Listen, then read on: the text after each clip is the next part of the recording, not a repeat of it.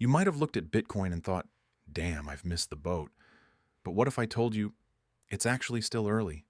What if I showed you that Bitcoin is cheap, ridiculously cheap, when you look at the bigger picture? Today, we're diving deep into the truth most people miss. Why Bitcoin is still massively undervalued, and why this might be your greatest chance to build real generational wealth. Bitcoin is just getting started. Let's clear this up first. The biggest mistake people make is looking at Bitcoin's price instead of Bitcoin's value. Right now, Bitcoin trades around $100,000, maybe more or less depending on when you're watching this. But here's the truth. You don't have to buy a whole Bitcoin. It's divisible into 100 million Satoshis. You could start with $10, $50, or even less. 1 BTC, 100,000 Satoshis. But beyond that, people get caught up on this number like it's expensive. What you should be asking is, what's the value of the network? What's the market cap of Bitcoin? And how does that compare to the rest of the financial world? Let's compare. As of 2025, Bitcoin has a market cap of about $2 trillion. Sounds huge, right? Well, let's look at the big dogs. Gold, $22 trillion global real estate, $370 trillion stock market, $135 trillion total wealth, global assets, 1,000 trillion. Yes, a quadrillion. So Bitcoin isn't expensive. It's just early. If Bitcoin captures just 5% of global store of value assets, it could be worth $1.2 million per coin. At 10%, it jumps to $2.4 million. And if we hit 50%, we're talking $12 million per Bitcoin. And that's without accounting for inflation. Here's where Bitcoin becomes unstoppable. It has a hard cap of 21 million coins. Ever. That's it. Compare that to fiat money, where governments can just print trillions overnight. 21,000 BTC max supply, no more ever. You can mine more gold, build more homes, print more dollars, but you can't make more Bitcoin. It's governed by math and physics, not politicians or central banks. This is perfect digital scarcity, the first of its kind in human history. Let's talk inflation. Your government may not admit it, but your money is bleeding value every single day. They're printing billions and trillions just to keep the broken system afloat. That's why people flee to assets, gold, real estate, stocks. But here's the truth. Even those can be inflated. Gold supply increases 2% annually. Real estate can be developed. Stocks are tied to a fragile, debt-driven system. Bitcoin? It's immune to inflation. In fact, it thrives in deflation. On a Bitcoin standard, you actually gain purchasing power. Why?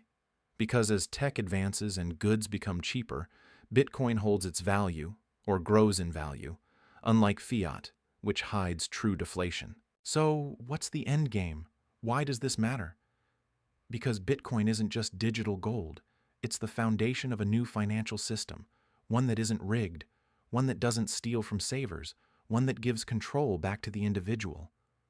Imagine a world where the currency can't be inflated, where wealth isn't robbed by unseen hands. That's Bitcoin's future. It's not just a coin. It's a revolution. This is why people say Bitcoin is hope. It's freedom in code. It's sound money for a digital age. Now let's address the FUD, volatility. Yes, Bitcoin's price swings, but so did the internet stocks in the early 2000s. So did Amazon, Apple, and Google before they became trillion-dollar companies.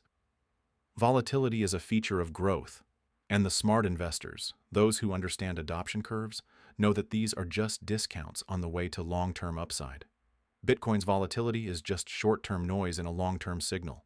As of 2025, it's estimated that less than 5% of the world owns Bitcoin. That means we're still in the early adopter phase. Compare that to the adoption of the internet in the late 1990s. We're at a similar point. Bitcoin adoption curve versus internet adoption curve. This means there's massive upside as we move into the early majority, and each wave of adoption brings new demand and higher price floors. There's a storm coming. Central bank digital currencies, CBDCs. Governments want to control every transaction, tie it to your identity, and dictate what you can and can't spend money on. Bitcoin stands in opposition to this. It's permissionless, borderless, decentralized. You don't need a bank's approval to send BTC. You don't need to ask the government. This is money for the people, by the people. Every Satoshi you own is a vote against financial surveillance. Think about what we've covered. Bitcoin's supply is fixed. Its demand is rising. Fiat currencies are dying. Governments are printing like there's no tomorrow. The world is waking up to digital assets. Yet Bitcoin is only at 100K? That's cheap. This is why institutions like BlackRock, Fidelity, and even governments are loading up on BTC, because they see what's coming. You can too, but you've got to act.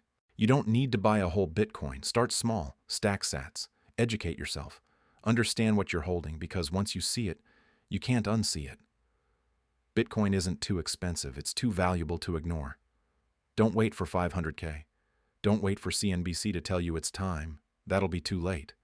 Because by the time the masses understand what Bitcoin is, it'll already be worth millions. Be early, be bold, be sovereign. If you got value from this video, smash that like button, subscribe to Crypto Clarity, and turn on the bell so you never miss a drop of hard-hitting crypto truth. This is your host, signing out. Stay sharp, stay free, and stay in Bitcoin. Catch you in the next one.